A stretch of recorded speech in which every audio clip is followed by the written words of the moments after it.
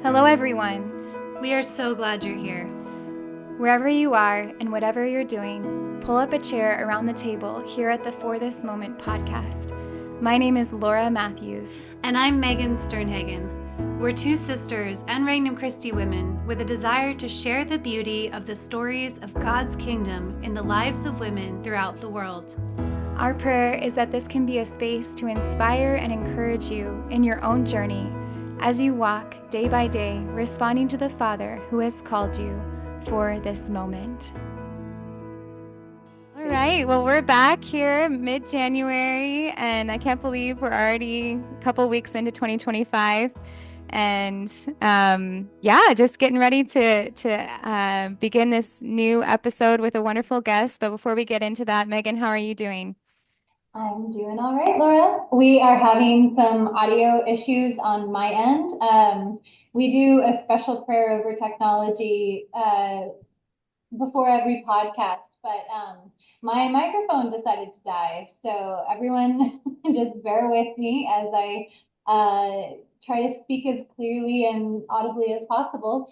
But yeah, just going through the winter, trying to stay warm and trying to figure out how to drive on ice. And, I'm still homeschooling, still dealing with lots of snow here in Kentucky. And yeah, that's pretty much the long and short of it. Nothing major is going on. We did have a lovely visit with the family this past weekend up in Indianapolis, and that was really nice. Yeah. But what's up with you, Laura? What's going on in Atlanta? You guys survived your great Oh snowstorm? yes, we we survived the great snowstorm. It was really fun. We got one snow day, and the school team was particularly happy, so that was exciting.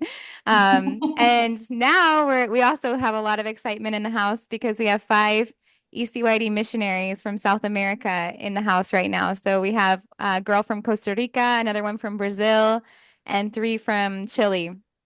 So they're all just bringing Oh, a lot of joy and excitement to the house. And I'm just very moved by the winter missionaries because they're literally giving up. I think they're here for 6 weeks or like literally 6 weeks of their summer. So they, wow. leave the southern hemisphere to come up here to the cold, frigid temperatures of the United States. And they're headed up to Indianapolis next for the Indianapolis March, and I'm just looking at the temperatures, and it's like -3, 7, Oh my So gosh. God yeah, bless so them. What march is that? What march? I think now since Roe v. Wade has been overturned, the local state pro-life movement is trying to promote marches in each state because Oh, now okay. obviously abortion is regulated on a state level. So Indianapolis is having a big youth rally at the convention center with like Sarah Kroger and all these different speakers. And so they're going to do like a little mini March for Life in Indianapolis. So Oh, the girls cool. are the girls are based in Cincinnati this winter, and so it's just like an hour and a half drive for them to go. So but I was just checking the temperatures, and I'm like, oh my goodness, they're little heroes to leave God bless them. Yeah. their warm summer behind. So, but yeah, really happy to have them in the house, and they bring a lot of joy. So, um, well, we are so excited to have a wife, a mother, and a longtime Regnum Christi member here around the table with us today. So, Kathleen Conklin is here from Atlanta, and we're just so happy to have you here, Kathleen. Thank you for inviting me, Laura. Thank you. Yeah. Well, we were wondering if, before we get into anything, if you could just give us a rough sketch of how long you've been married, how many kids you have, and just a little bit about yourself. Okay, well, I just celebrated my 45th wedding anniversary. Congratulations. Yeah. Oh, wow. I have 7 kids and 13 grandkids. So Wow. I have them all ages. Father Ronald is my oldest, Father Ronald Conklin, and then my youngest is turning 21 Oh, next. wow. So You're gonna have adults, all adults. all adults. We're all going to be adulting soon. Yes, exactly. Adulting in 2025. There you That's go. right. It's our year. It's our year. That's great. Oh, Oh, well, go ahead, Meg. okay. So Kathleen, we have a question that we like to ask. I don't know, we have to say this because one time I assumed that our interviewee knew the question and she didn't. So I had to come back and so because this is kind of like our virtual dinner table or hanging out space, we usually ask the people we're interviewing, like, if you could be serving us any sort of food at all at this moment, like what would you be serving? It could either be like a family favorite that was passed down for generations, or we've had just like tapas and beer and pretzels, like anything. So if you could be serving us food at this moment, what would you be serving, Kathleen? Well, I grew up in Michigan, and I grew up in a meat and potatoes family. So Mm. my dinner would definitely be a good roast beef and mashed potatoes and gravy. And I know you can't say that in the South as well, but Yeah, that is it's where I live awesome. now. But yeah, meat, roast beef, mashed potatoes and gravy, homemade applesauce. Got to have that. Ooh, yum. And then yeah, just green beans. That's it. Hearty. The meal. Yes. Love Like it. stick to the rib stuff. Yes, especially with this cold weather, that's exactly perfect. Yeah, Um, no, I love a good roast and mashed potatoes. So happy to be having that. Well, Kathleen, our first question for our guests, and we always, as Regnum Christi members, like to remind everyone about our charism being Christ who goes out to meet people in the concrete realities of their life. He gathers them to himself, prepares them, and then launches them into mission. So could you share with us when you first had a moment of really encountering Christ and growing in the faith and having a relationship with Him? Well, I've known Christ my whole life. My father was a very saintly man, very solid Catholic. I grew up loving Christ in the Eucharist, even though I grew up in a time where that wasn't quite so much in the forefront of the formation that we received. But I mean, I just had I was madly in love with Jesus in the Eucharist, and I never lost that. Although you, by my behavior, you might have thought I had. And it's mainly because I didn't have really, really strong formation in many aspects of the Catholic faith. But I would say what when really came to understand that I had a mission was when I was in college and I was pretty miserable. mm, I was at the age where I was kind of in between things, right? I was going to college and I didn't have real, I had no mission. I wouldn't have used those words in those mhm, days. Um, and I felt like I had to have something important in my life, you know? And I got to a point where I was headed home and was going to have to live at home. And I love my parents, I love my family, but it felt like moving backwards. Anyway, I went into the chapel, a student chapel there, and just sat there and cried and lamented to God of how old I was now. Yeah, you feel old in college. Yeah. We Feel like, oh no, my life's almost over. over. Yeah. You know, You what have missed I the boat. done? Yeah. And beg God for a mission. Mm. And I didn't say it in those words. I just said, give me something to do so that I feel like I have. And I just kind of begged him. And I stayed in the chapel for like 3 hours. And I possibly because I didn't want anyone to see me outside the chapel. But we got on the road. Or my girlfriend called and I said, I'm having a horrible day. Let's go get strawberry pie. It was our habit. And That's I adorable. Sorry. That Yeah, is it was our adorable. That's habit. so Anytime there was sweet. something going wrong, strawberry pie. That's what we got to do. Oh. We had a restaurant we used to go to, Mm. and I'm driving down the road, and this obnoxious group of guys was next to me. One of them standing up in a T-top, and I'm like rolling my eyes at my girlfriend, going, "More of the same, more of the same. Ugh, I can't stand this." And then they followed us every light. And I heard one of them Oh, say, dear. what are you doing tomorrow? All I'm doing is teaching a bunch of fourth graders. And I was like, he's a teacher. I'm pulling over. Well, that man's my husband. Oh my gosh. What a story. And so Wow. my husband tells the story and says that's the day she received her mission. Oh, Oh. to get him to heaven. So that is how I got my Wow. mission. Wow, that is beautiful. And That I is knew God beautiful. was serious about it. I just felt Mhm. serious. Like I had no intention and no thought of marriage. Yeah. But I met him in April and we were engaged and married in December. So, Oh, Wow. wow. yeah, He was an answer to prayer, literally. Wow, that is literally. incredible. Wow. Yeah. I love that. And so obviously, I love how you say that marriage is your mission, like that's the day you got Mhm. your mission. I don't think I've ever heard someone on the podcast state it like that. So I love that you just highlighted that.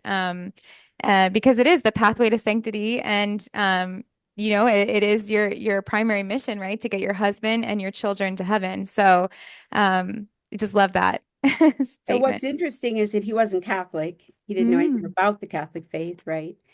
And so I started out my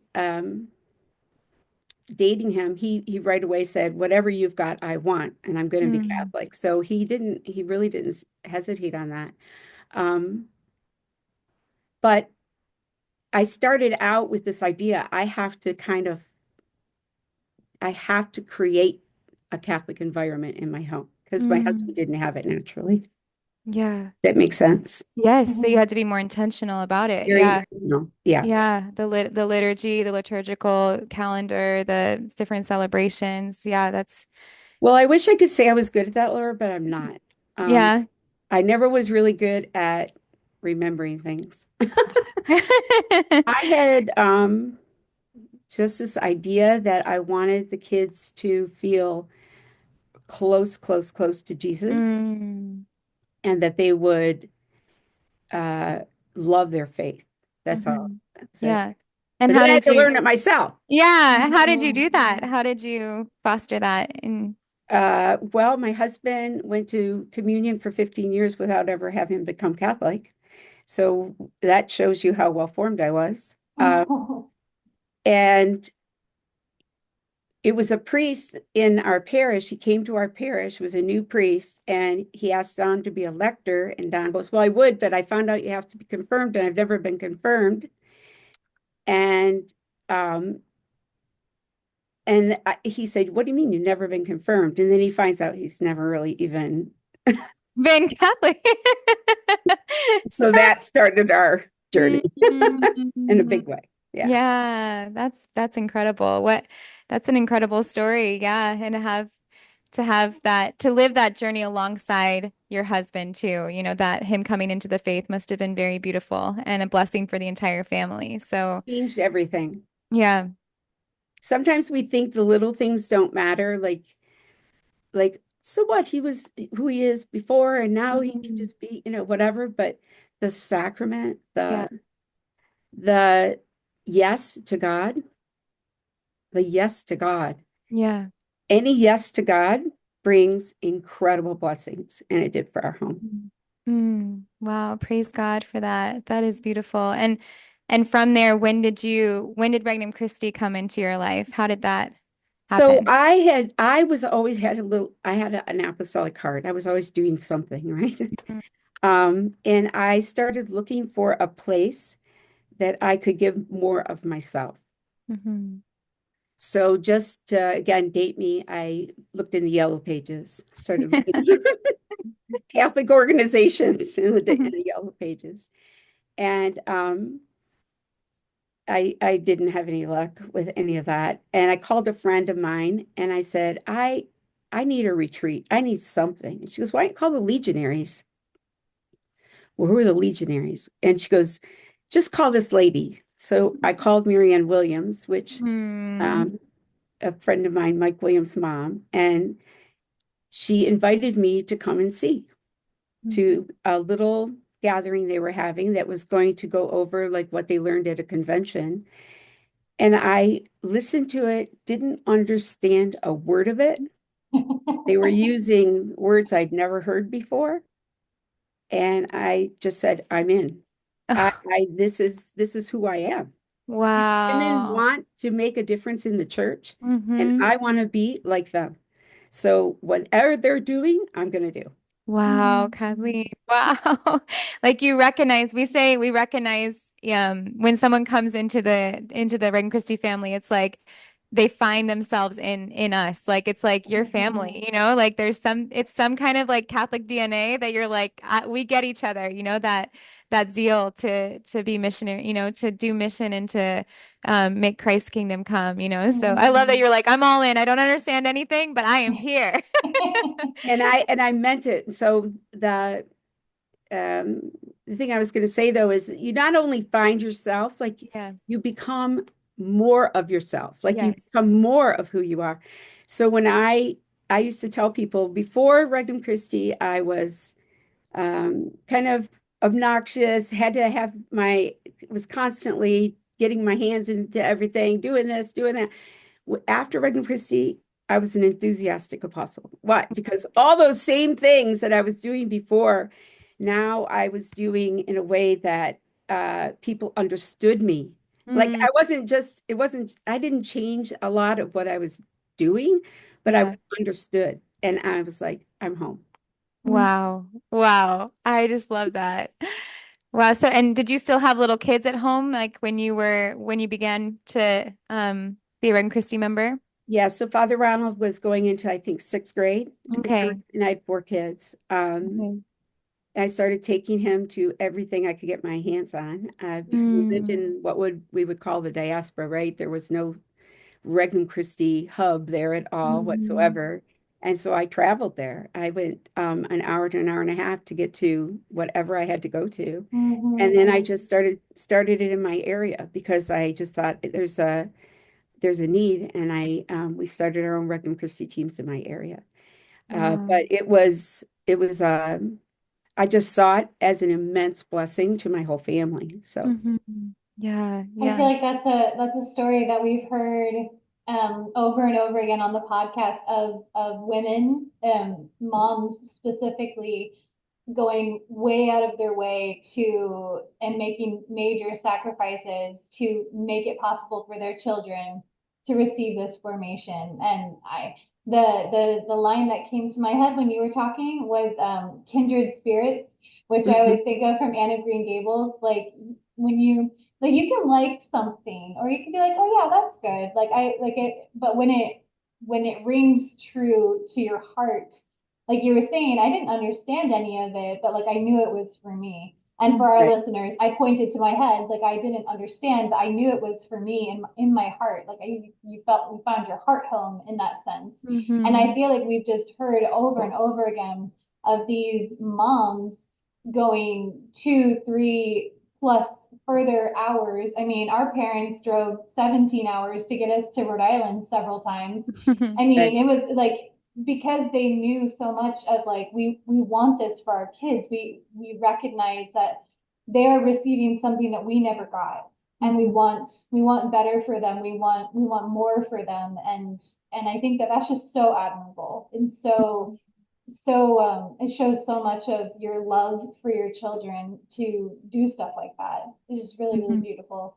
Hmm. Well, I realized that, I was given a childhood that was very beautiful, very Catholic. If they would have asked me what nationality I was, I would have probably said Catholic. I said, no, no qualms That's about so it, right? sweet. But even though my formation, like I said before, was not great, it was the time we were living in. Yes. Hmm. And my dad, like I said, was a simple man, very, very holy. My mom was fantastic witness of Christian love for me. I I used to think to myself, like, why was I given this childhood, like this ideal in a way? Not that we didn't have problems, we all have problems.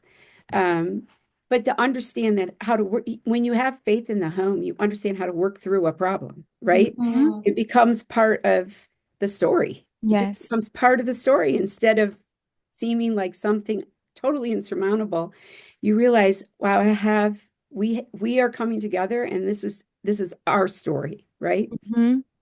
So I wanted to do something for families. I had gotten a degree in education. I'd started my own preschool. I even started a business called Perfect Playhouse. It was for families to come and play. It's back in the days when the ball mountain and the pits and all Oh that yeah. was brand new. And so I was the first one that ever had something like that. We had all these giant slide contraptions, everything else. And I did that, but I felt like I was missing something. And then my husband came to me, it was so interesting, and said the same thing. I feel like I want to do more, right? And we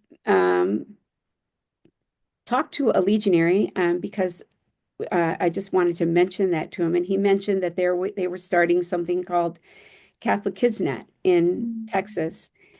And but we'd have to move to Texas. And my husband and I got very excited about it. We had all of our family in Michigan, so it was a very big decision. But he and I were so both on the same page. We want to do this. And so we moved to Texas. Oh wow, I didn't And realize that. that was Wow. the story of Regnum Christi, where Regnum Christi really penetrated my whole life because we moved there without a house, right? Our house was going up for sale. We stayed with a Regnum Christi member there, lived with her for 6 weeks. She took care of us, honestly, introduced me to everybody in the area.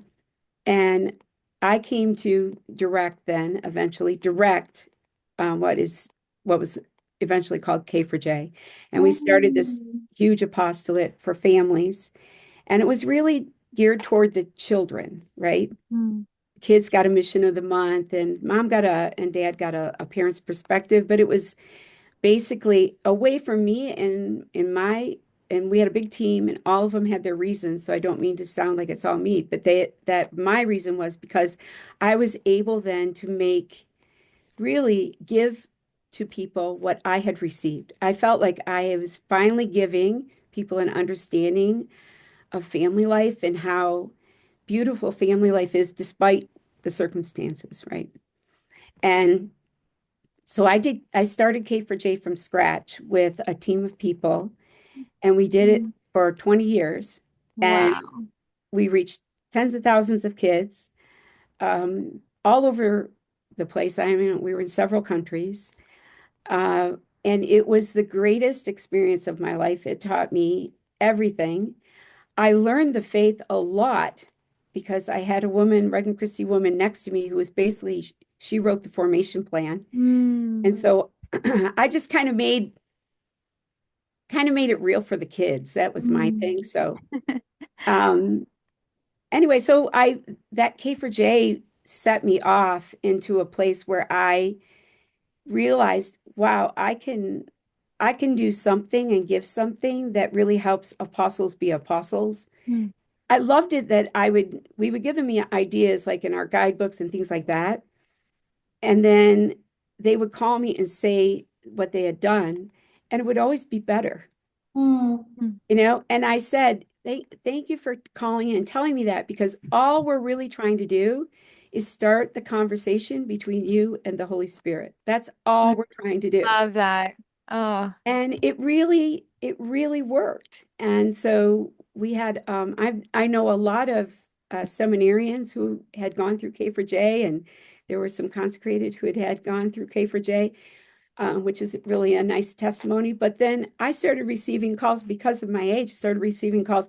I had K for J when I was a kid. Where is it? Oh, I exactly. want it now for my kids or my grandkids, Yes, whatever. yes.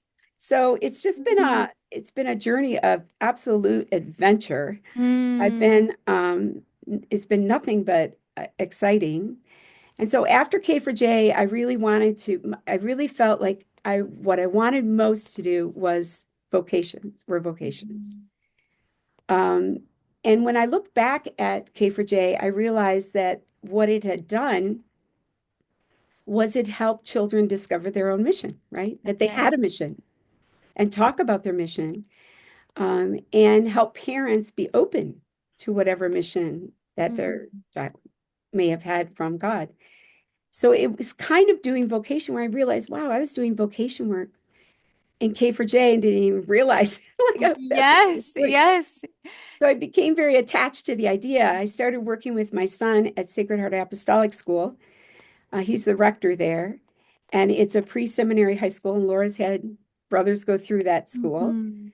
Um, and I'm in love. I go into I always say the closer I get to Sacred Heart Apostolic School, the happier I get. Oh. Because the boys are just Mhm. so happy. They're living something real, Yes. sacrifice, being formed by amazing men. And it gives them a chance to give themselves to God at a time when a lot of people wouldn't expect it, right? Mhm. And that's one lesson I've learned over life is that when God calls, go. Don't wait for the opportune time for you, right? Yes. Just go. Just And go. so when Yeah. you meet these boys, I just fell in love with them. But as I worked with the boys and as I worked in the school for over the last 4 years, 5 years now, I think, um, my heart kept pulling at me to start something for families to be, again, to be open to God's plan, whatever Hmm. God's plan is. And so that's how I've evolved into now a new apostolate as well, called First. Yeah. Wow, you did an incredible job of weaving the story of God's goodness of how your own desire to form your own children and then meeting the Legion and then having the opportunity to found K4J in Texas and then that, turning into this desire to help vocations and like really it's a story that's like the golden thread throughout your whole life, right? Is to pass on what you received, as you said, from your own family and your own parents who gave you these examples of faith, and ultimately allowed you to say yes to your mission. So I love that, Kathleen. Thank you for. And I didn't always understand what my mission was. And I want people to Hmm. be aware, like, I was talking to a friend today and we were talking about saints and we were saying, like, how do you become a saint? And Hmm. we started saying, none of them really did, well, not none of them, but many of them just lived Hmm. ordinary lives. And they just said yes. That's Yep. it. Just say yes. Hmm. And when you say yes and you become generous, which is something that I was told when I was a young Regnum Christi member, if there are people who know the Hopkins Hmm. brothers are priests, three brothers, and I went up to Father Edward and I said, how do you do this? Because Father Ronald was at that time like sixth grade, seventh grade. What would your mom say? How did she raise you? And I got my notebook out ready to take my notes, right? And he said, I think my mother would tell you, be generous. Hmm. And that resonated in my heart and in my mind all these years. Hmm. Every yes we give to God comes back in ways we do not expect. And so Hmm. while you're going through it, you're thinking, what I need to get this done, this done, and this done. And why isn't this working out? And I thought I was on the right path, and now I'm not. And you go through all of these ups and downs, right? But what I've come to learn over the years is that they're not ups and downs. They're really part Hmm. of the same thing. Yeah. Sometimes the door closed is the best messenger from God that you can have, right? Amen. Yes. Yes. Sometimes not receiving the money you needed for that work, okay, let's stop and rethink because maybe we would have spent that incorrectly. Maybe we don't have the right plan. And you start rethinking things. What you don't have makes a difference, right? Hmm. So it's not really downs in the sense that when you have sickness in the home, when you have struggles in your marriage, when you have all these things, all of them lead to a resurrection when you have Christ at the center, right? Hmm. He's at the center. Nothing else matters. Hmm. Nothing else matters. At the end of the day, none of us would feel like we're in heaven if our kids weren't there. Hmm. And we're making that choice every single day. And so that decision to have children in heaven goes above everything else. In my mind, in the mind of my husband, we made that priority early. And it just guides everything. Hmm. It helps every decision. So it's just a beautiful thing that you can now at this age, and I'm in my 60s, right? I can look back and say, that really was the same mission. I just didn't realize it was. Mm-hmm. Even so Good. much so when First Fruits was going to start, I said, no, no, no, no, no. I'm only caring about vocations um and Regnum Christi. I want to help Regnum Christi. And I went to took it to prayer, and it's like God said, "What are you talking about?" So like, Um, what is this? Why are mm, you struggling with this? You know? And all of a sudden I realized, okay, I'm doing it my way again. I'm doing it my way mm. again. God has a plan I don't understand, but I'm going for it. So Oh. I just want to interject for a second and say that I was in K for J as a Ah! kid. So our mom ran K for J out of in like a parish hall with, you know, a group of kids. So I was in K for J. I think you were probably too old, Laura, at the time. You were at youth group, but like I was in it with a bunch of my siblings, and then in high school I led K for J groups and did K for J summer camps. So this is just a really great honor to meet you. And Mm. I really, really loved it. I still remember the different sayings and the different characters and the different songs that came with all the different things. I just think that's so cool. And then something else I wanted to mention, I think that what you said was just so wise, that the ups and downs are all part of God's plan. And there's a really beautiful song. I know I always go back to songs. I think that's like my thing on the podcast is to bring up music. But there's a really beautiful song that I heard recently on Spotify, and the key line is every no means you have a better yes. Mm. So in that sense, it's not necessarily a no as much as a like I have a better plan. And that just came to my mind when you were speaking because I think after a lifetime of following the Lord, you can look back and be like, oh wow, like he was with me through all of those different moments when I didn't get the funding I needed, or I thought this fell through, or I wanted this to happen and it didn't. Like God was leading me all the while in his beautiful, beautiful plan that we can't always see.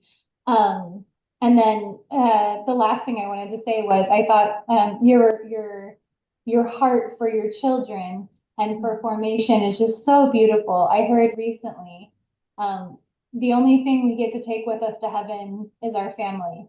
mm, So we like, and so for those of us that have kids or your nieces or nephews or whatever, like you pray them into heaven. Like that's and as moms, that's one of our main priorities is to form our children to give them that gift of being with us in being with the Lord ultimately forever in heaven. So I love your heart, Kathleen. You just have Mhm. such a beautiful, passionate heart for the children. I think that is such a gift. And I'm excited to hear about first fruits. So can you yeah, tell us a little bit about what that apostolate is? yeah. So what I've learned over the course of all of that is just that my goal isn't to manage my kids, right? My goal is for that my children begin to own their own life, their own faith journey, right? Mhm. They own it. And so to help them become free and feel free in choosing the good, right? Right. That is the biggest thing. And so when we went to go start First Fruits, I did not want to have a how-to program. Our team talked about it. We said we don't want to tell them what to do because, Laura, how many kids do you guys have in There's the family? 12 kids in our family. All right, Yeah. all right. You have 12. I had seven. Mhm. Someone else has Mhm. one. Someone else has is a single parent, right? Mhm. Someone else is, got a husband who travels or a wife who travels. Everything is different. Sickness, special needs, all these things make up the identity of your own family name. Mhm. And we have to discover God's plan for our family. Yes.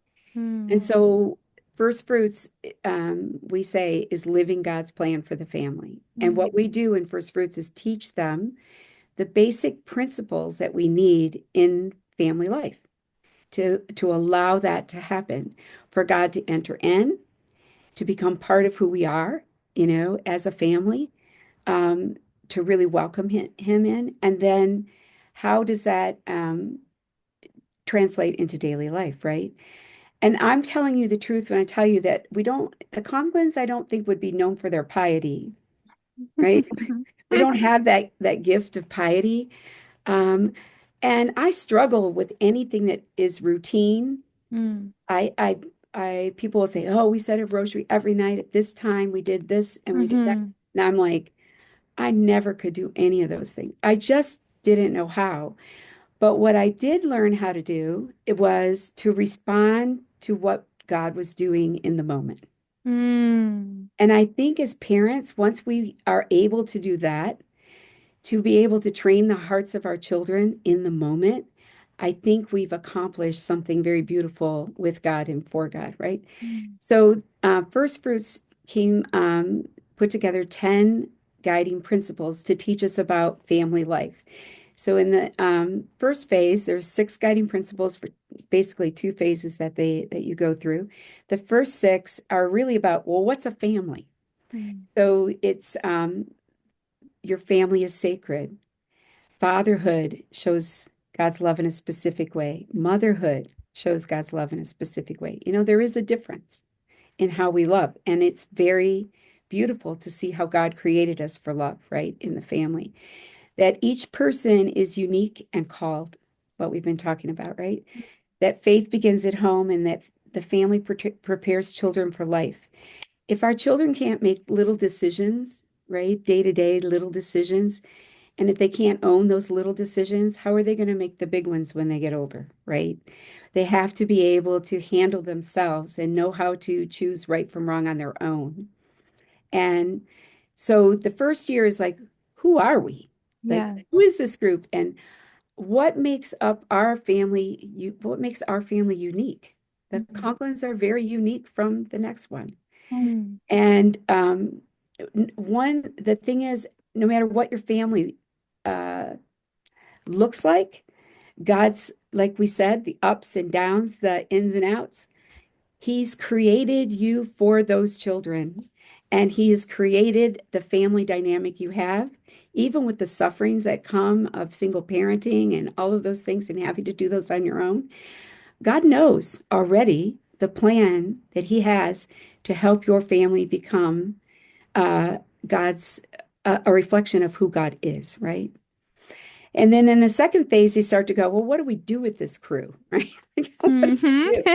And so we talk to them about emotional security, fostering virtue, helping the family work together, serve together. And they learn that God does have the plan Mm. and that plan is the source of our happiness, right? In the end, following God's plan is what absolutely brings you the most happiness. It's not always the easiest route. It's way easier things to do, but we all know that that is not always the best way, right? Mhm. Um, so those 12 guiding principles then are told in stories.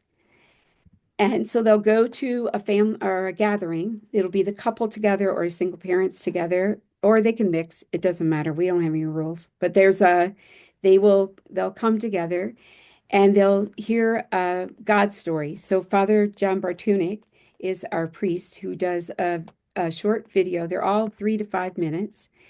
Um, a short little bite-sized videos, right?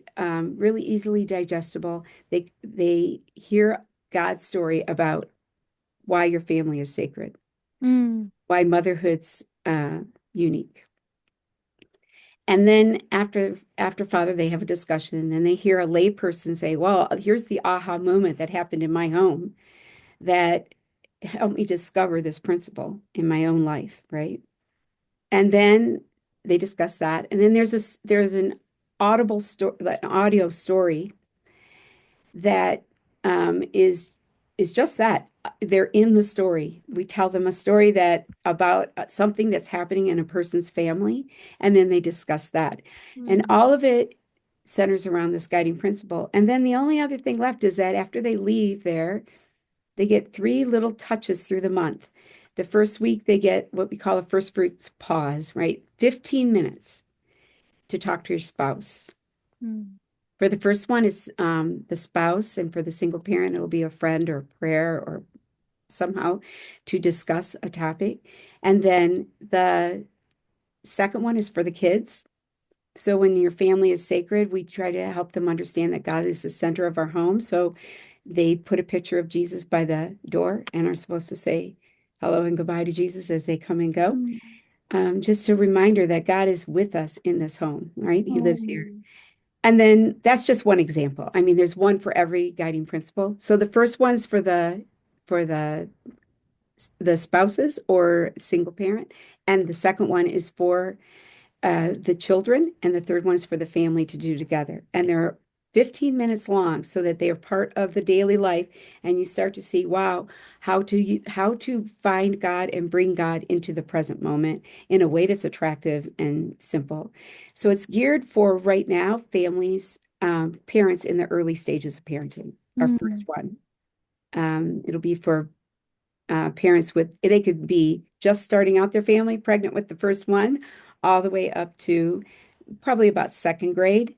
They will, the principles, as you can hear, go for no matter what age you are, but we're speaking to an audience. So the audience right now is going to be for those parents of the younger children.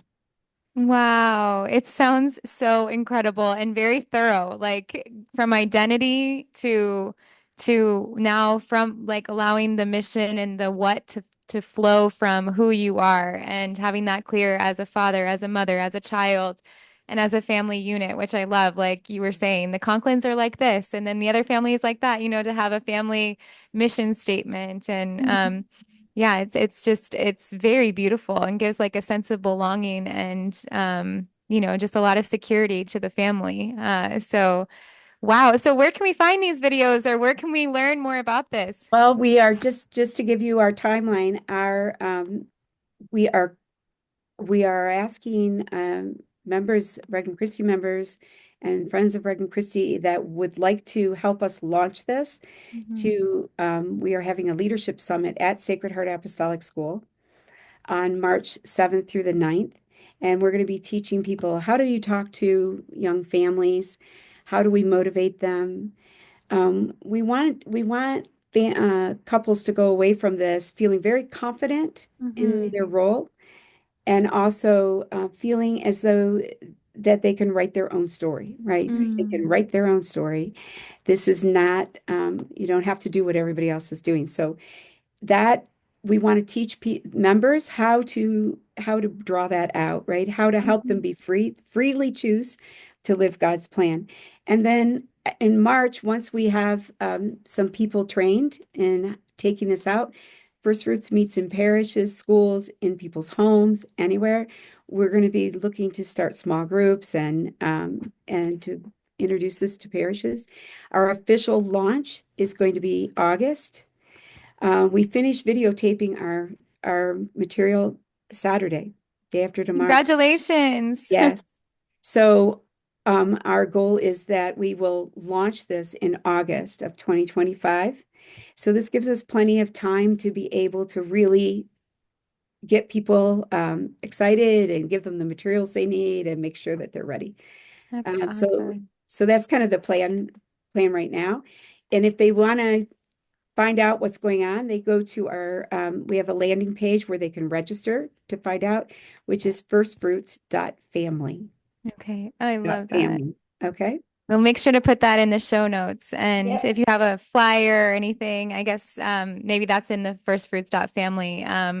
But just for our listeners to know where to head to after hearing about this wonderful new apostolate. So oh, Kathleen, thank you so much for explaining. Well, first of all, sharing your story and just how it just, after hearing about First Fruits, it just makes sense, like, how your story connects to this mission and why Jesus has you here and now um, to continue to launch forward the heart that you have for families and for children and for parents to be able to pass on the faith that you received. So, at the end of this episode, I just have a lot of gratitude for those on the front lines of culture that are doing the battle, which are parents, moms and dads fighting for their children, and yeah, just the tireless heart of an apostle that I see in you. You know, like you could say, like, okay, I'm peace out, friends. Like I've done my I've done my thing, you know. But you know, to hear you so passionate and excited to continue to fight this good fight and with the heart of an apostle on fire is just very moving to me. So thank you for your testimony and your love. Well, thank you for inviting me. I appreciate it. I've come to learn that the heart stays young and Mm, the desire to serve goes deeper. I mean, mm, you can be, doesn't matter how old you are. This is when we go to the leadership summit, we want any member who feels like they want to reach young families to come and join us, because this is a moment where we can do something beautiful together, right? amen. Yeah. Meg, do you have any words at the end of this Oh, episode? I was just gonna say, I feel like you speak in very memorable quotes because I've written down probably like 4 or 5 of the different things you've said. I'm like, wow, when you understand the faith and marriage is a mission, and like I was just writing down all the different things. I really enjoyed our conversation, Kathleen. So thank you very Thank you. much for being on with us. I appreciate it so much. Yes. Well, God bless you. All right. God bless.